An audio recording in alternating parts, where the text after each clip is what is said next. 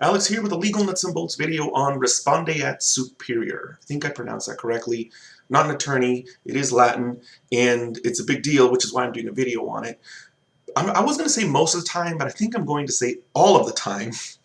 All of the time when an employee or a contractor or some other underling commits some kind of tort and there is an opportunity for a lawsuit there based on whatever occurred to the person who was injured, any attorney or even a non-attorney, even a person representing themselves, is going to want to look to see if they can hold the person in charge of that employee or that contractor liable. This even counts for companies. A lot of times there will be a corporation that's a parent corporation to another corporation that is yet a parent corporation to another corporation, and if you can get that the liability for whatever wrong occurred pinned down on the superior or the superior of the superior, or however high you can go, typically that opens the doorway to more money damages, because a little guy doesn't have a whole lot of money. Company usually does have more, and when you're talking corporations and umbrella corporations, the amount of damages could skyrocket depending on, well, it depends on two factors. If it's a punitive damage issue, the award is going to be based on the net worth of the company, so straight away there's a connection to bigger target equals more money. But even if it's not, you're going to have problems with suing an individual, a random individual employee, for millions or tens of millions or hundreds of millions of dollars, because that random individual is usually not going to be wealthy enough to pay an entire judgment. You could suffer $4 million in damages from an employee, and if you get a judgment against that employee who earns 45 G's, 80 G's a year, you're never going to get all that money. Whereas if you could pin it down on his, his superior, which might be a company, corporation, or even better, the umbrella corporation or the parent corporation of the corporation, you'll have a greater opportunity to get paid because there will be deeper pockets. So I know it's easy for people to say this is something that attorneys would do, but really any kind of person who's going to take an issue to court is going to want to typically sue the person in charge, the company in charge, the corporation in charge. Respondeat superior is, I guess they call it a legal principle, I don't know, legal doctrine, legal principle that a person would research to determine what they have to go about proving to connect that injury to the superior of the actual employee or contractor or entity or whatever that wronged you.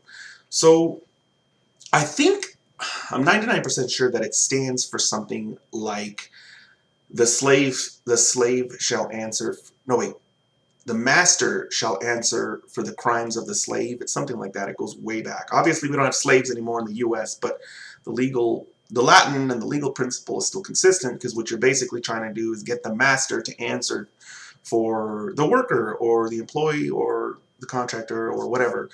You're trying to get the person in charge to answer for the crimes of, and of course not literally a crime, I'm just using the what I believe the Latin phrase to be. So that being said, because it is such a big deal and it comes up in all of these lawsuits that involve tens, hundreds of millions of dollars, maybe even billions of dollars, there's going to be a plethora of case law on it, because most of these cases where you have these kinds of massive judgments are going to get appealed, and one of the big issues that's going to be challenged is, okay, so this bad thing occurred to the defendant or to the plaintiff, but we shouldn't have to answer that. Our underling should have to answer to it. And the focus tends to be on two main things from what I've seen, but there may be, I'm pretty sure there's going to be a whole lot more than just these two things. And there's of course going to be nooks and crannies and niches and exceptions and all of that, so you'd have to do your own research. But the first of the two is that, let's use employee just because it's a simpler way to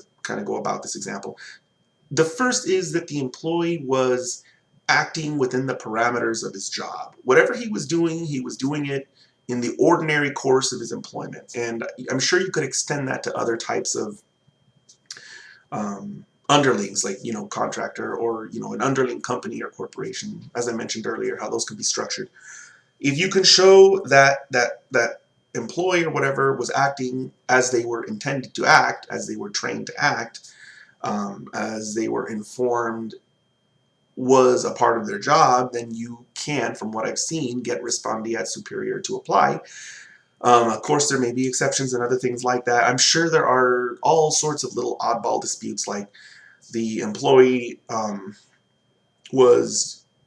maybe he was in the course of his employment, but he was on his break, or maybe he was on lunch, or maybe, you know, it was before his shift started, or it was after his shift started, and then you can have all kinds of fights about that. I'm sure there's a whole lot to look into. I'm sure it's not that simple, but it's just a main thing to look into. I'm just letting everybody know that this is a thing, and if you're looking to figure out whether or not you can attach some kind of wrong to a superior of whoever it was or whatever entity it was that wronged you, this is what you would look for, and this is one of the things you would look into. The second one is, from what I have seen, what they call negligent hiring, training, or retention. So maybe an employee was not acting within the parameters of their job, but the employer should have known better. Maybe that employee had some kind of background or history that indicated that they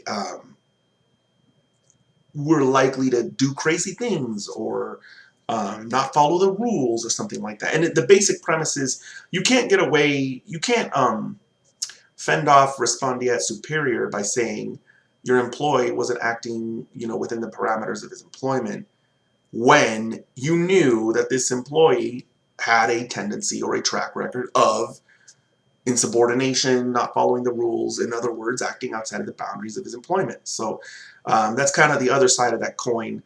I'm sure that negligent retention is the same thing. It's, well, in a way I discussed that. With negligent employment or negligent hiring, it would be being aware of a employee's background before you hired him. With negligent retention, it would be keeping an employee on after you had found out that the employee was not the type to follow rules. It seems to kind of focus on the whole idea of the superior should have seen this coming based on their observations or what they knew about the employee or the underling. They should have been able to predict that this was going to occur. And so therefore, they should be held what they call vicariously liable for it. I could turn this video into a 30-minute, hour video, but there is just no point because the case law out there on this is extensive and it can change and new stuff can pop up and will pop up, and we have 50 states. I'm sure each one has a tremendous amount of case law on Respondeat superior. So what I would say at this point is I'm going to have to end this video, and if anyone has any experience looking into this or applying this into a case or something like that, post it in the comments below, because this is just one of those things where the best I can do is let you know it's a thing, give you some kind of overarching principles, and let you know how it works. And I'm sure there are people out there who have wondered, how does that occur? And without knowing that phrase, Respondeat superior, you wouldn't know what keywords to use to even get started. So now you know it's a thing, now you know what the phrase is, and now you could do your own research on it. And of course, again, anyone who's had any personal experience with this, even if you didn't represent yourself, even if you, I don't know, had like a personal injury case or something like that, and Respondeat superior came up, anything like that at all, go ahead and post in the comments below, and I will see you guys next time.